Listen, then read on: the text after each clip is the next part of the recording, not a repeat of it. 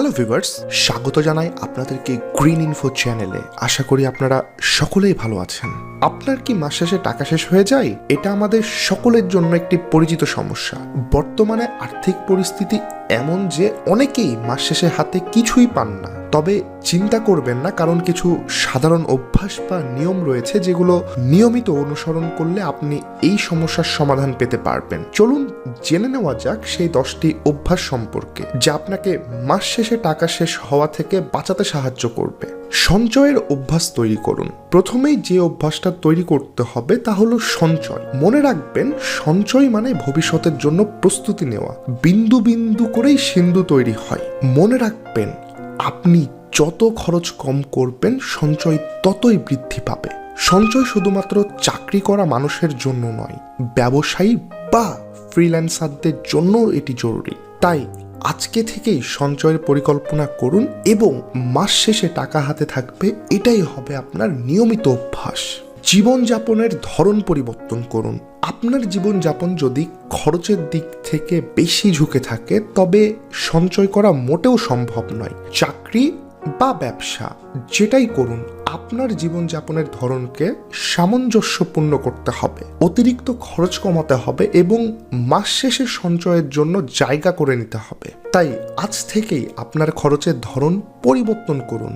নিজের জন্য খরচ কম করুন। প্রয়োজনে অতিরিক্ত কিছু কিনে ফেললে আপনি কিন্তু ভবিষ্যতের জন্য নিজের সাথে বিশ্বাসঘাতকতা করছেন। হাতে টাকা থাকলেই মনের ইচ্ছা পূরণ করা উচিত নয়, বরং এমনভাবে খরচ করুন যাতে তা আপনাকে ভবিষ্যতে সহায়তা করবে। নিজের জন্য খরচ করার আগে ভালোভাবে ভাবুন, আপনার দীর্ঘমেয়াদী লক্ষ্য কি। বিজ্ঞাপনে ভুলবেন না। ব্যাংক বা আর্থিক প্রতিষ্ঠানের সঞ্চয়ের প্যাকেজ বা অফারগুলি দেখে চোখে পড়লে এগুলো সম্পর্কে ভালোভাবে জানুন। সাধারণত আপনার বেতন অনুযায়ী সঞ্চয়ের পরিমাণ ও পরিকল্পনা থাকে, যা আপনাকে বিজ্ঞাপন দেখে নয়, নিজের প্রয়োজন বুঝে ঠিক করতে হবে। ব্যাংক বা আর্থিক প্রতিষ্ঠানের অফিসিয়াল সার্ভিসগুলো নিয়ে অভিজ্ঞদের কাছ থেকে পরামর্শ নিন, যাতে ভুল সিদ্ধান্ত মোটেই না হয়। জরুরি সময়ের জন্য টাকা জমান।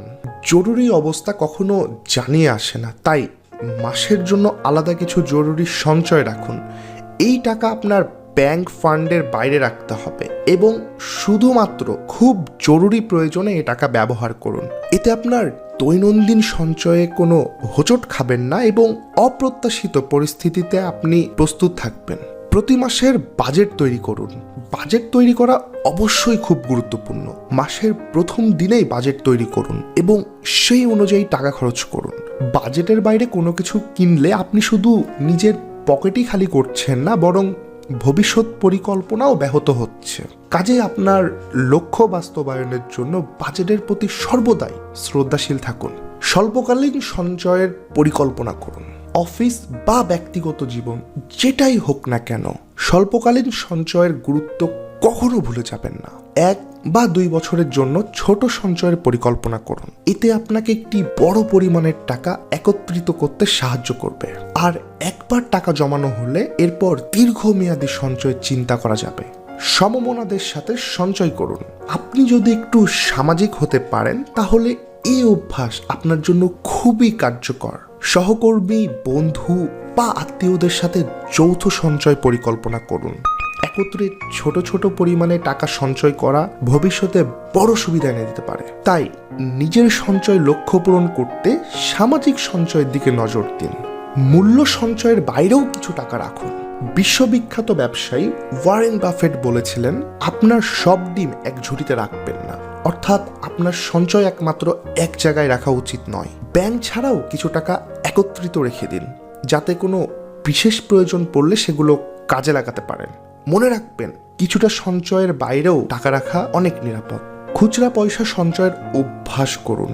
খুচরা পয়সা সঞ্চয়ের বিষয়ে হয়তো অনেকেই অবহেলা করেন, তবে আপনি যদি খুচরা পয়সা সঞ্চয়ের অভ্যাস করেন, তাহলে পরে দেখতে পাবেন সেটা আপনার জন্য অনেক কার্যকর হয়ে উঠেছে। কিছু পয়সা জমিয়ে রাখলে মাস শেষে বড় পরিমাণ টাকা তৈরি করতে পারে। তাই আজ থেকেই খুচরা পয়সা সঞ্চয় শুরু করুন। তো ভিউয়ার্স, এই ছিল মোটামুটি 10টি অভ্যাস যা আপনার মাসের শেষে টাকা সমস্যার সমাধান করতে সাহায্য করবে। সঞ্চয় এবং খরচের সঠিক সামঞ্জস্য বজায় রেখে আপনি নিজের ভবিষ্যৎ সুরক্ষিত করতে পারেন।